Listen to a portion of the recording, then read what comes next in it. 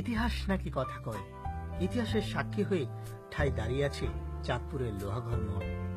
রাম নেই রাজত্ব, এটি একটি বাংলা প্রবাদ হলেও যেন এর সাথে বাস্তবতা অনেকটাই মিশে আছে। আজ থেকে কয়েকশো বছর আগে জমিদাররা আমাদের দেশ থেকে তাদের রাজত্ব গুটিয়ে নিলেও কালের সাক্ষী হয়ে আজও দাঁড়িয়ে আছে তাদের রেখে যাওয়া স্থাপত্য। হাতি ঘোড়া পাক পেয়াদা না থাকলেও তাদের রেখে যাওয়া স্থাপত্য আজও কালের সাক্ষী হয়ে ঠাই দাঁড়িয়ে আছে। জমিদারদের এখন আর দেখা নেই ভারতীয় উপমহাদেশে, তবে তাদের গড়া স্থাপত্য শৈলী আজও মন কেড়ে নেয়। লোহাগড় গ্রামের লোহাঘর মঠ আজ থেকে 400 বছর আগে লৌহ এবং গহর নামে দুজন জমিদারের নামানুসারে এলাকাটির নাম রাখা হয় লোহাঘর। জমিদারদের নামানুসারে গ্রামের সাথে মিল রেখে তাদের স্থাপত্যশৈলীর নাম রাখা হয় লোহাঘর মঠ। আজ থেকে 400 বছর আগে জমিদাররা এই এলাকাটিতে রাজত্ব করতেন। মঠের মতো বিশাল আকারে দুটি প্রাসাদ, এই প্রাসাদেই নাকি জমিদাররা তাদের বিচার কার্য সম্পাদন করতেন। লোকমুখে শোনা যায় প্রতাপশালী দুই রাজা লৌহ এবং গহর ছিলেন অত্যাচারী রাজা। তাদের ভয়ে কেউ মঠ সংলগ্ন রাস্তা দিয়ে যেতে শব্দ করতেন না।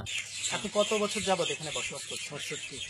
তো আপনি যে 65 বছর বসবাস করছেন, এই লোহাগড় মঠ সম্বন্ধে আপনার কি কোনো ধারণা আছে, অথবা আপনি কোনো ইতিহাস জানেন এখানকার? এই সম্বন্ধে আমি ইতিহাস জানি না, তবে লোকের মুখেও বহুত কিছু গল্পের মতো শুনেছি। আপনি কি শুনেছেন, আমাদেরকে একটু শোনাবেন? শুনেছি হেরা জুলুম করছে লোকজনদের, টাকা পয়সা ছিল, বিরাট ধনী লোক, হিন্দু, এই বলে জুলুম করছে।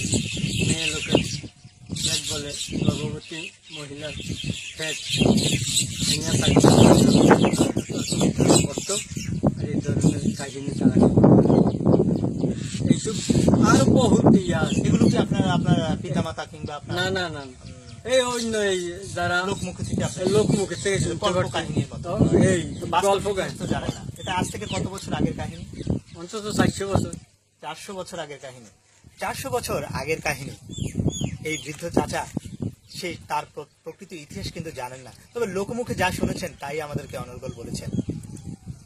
তবে তিনি বিশ্বাস করেন যে প্রকৃত ইতিহাস যারা জানে তাদের কাছে গেলেই হয়তো আমরাও আপনাদেরকে প্রকৃত ইতিহাস জানাতে পারবো।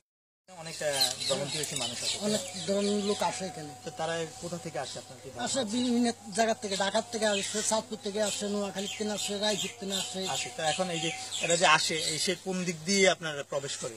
এই যে এই রাস্তাটাই গেছে, এখান দিয়ে প্রবেশ করে আর কি। যে রাস্তাটা দেখলাম সেই রাস্তাটা দিয়ে আপনার প্রায় চিকন একটি রাস্তা, এই রাস্তা দিয়ে একটা মোটরসাইকেল আসতেও খুব কষ্ট হতো, গাড়ি নিয়ে তো আসে। এটা তো মনে করেন সরকার যদি এটা দেখাশোনা করতো তাহলে এটা অবশ্যই ভালো দেখা যাইতো। মানে এটা তো সরকার গেরার জন্য। আপনি কি মনে করেন যে অবকাঠামোর দিক থেকে যদি এই রাস্তাঘাটগুলো যদি নির্মাণ করা হয় তাহলে এই মঠের আরো বেশি বেশি পর্যটক? হ্যাঁ, অবশ্যই লোক আসবে বিভিন্ন জায়গা থেকে আরো বেশি। যখন এটা সুন্দর, যে এই জায়গাটা কাজ চলছে, সুন্দর জায়গা, পরিবেশ জায়গাটা একটু উন্নত হয়েছে, তখন বিভিন্ন জায়গা থেকে আরো লোক আসবে।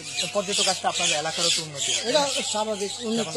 মনে করেন আমরা এলাকা তো একটা নাম আছে, লোহাগল গেছি, খুব সৌন্দর্য জায়গাটা ঘুরিয়ে আসে। এখান থেকে দাঁড়িয়ে এখন আপনাদের সাথে কথা বলছি, সেটি মঠের মূল ফলক।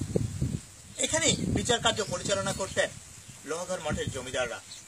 আজ থেকে 400 বছর আগের কাহিনী, লোকমুখে শোনা গেল এর প্রকৃত ইতিহাস আজও কেউ জানতে পারেনি। তবে প্রতিদিনই হাজার হাজার দর্শনার্থী এই জায়গাটিকে দেখতে দূর দূরান্ত থেকে ছুটে আসেন। তারা মনে করেন যে জমিদারদের ইতিহাস নাকি অনেক কিছু শিক্ষা দেয়। লোহাগড়ে নাকি একটা মঠ ছিল, আমি দেখার জন্য ছুটে আসলাম অনেক দূর থেকে, রায়পুর থেকে আসছি। এখন আসি দেখি রাস্তাঘাটের অবস্থা, আমার খুব জার্নি হয়েছে। দেখার মতো একটা সুন্দর একটা জায়গা, কোনো ব্যবস্থা নাই, লোকের কোনো দৃষ্টি নাই, অনেক জঙ্গলা জাংলি। অবকাঠামোগত ভাবে খুব পিছিয়ে রয়েছে এই এলাকাটি, যার দরুন পর্যটন আসলেও খুব কষ্ট করে আসতে হয় এই এলাকাটিতে। রাস্তাঘাটের বেহাল অবস্থা, তাই পর্যটনও তেমন একটা আসতে চাচ্ছে না। তবে এলাকাবাসী মনে করেন যদি অবকাঠামোগত দিক থেকে রাস্তাঘাট নির্মাণ করা হতো তাহলে আরো বেশি বেশি পর্যটক আসতো লোহাঘর মঠে। এতে করে সরকারের যেমন লাভ হতো, তেমনি এই এলাকাবাসীরও অনেকটাই লাভ হতো। চাঁদপুরের লোহাঘর থেকে হাসানকে সাথে নিয়ে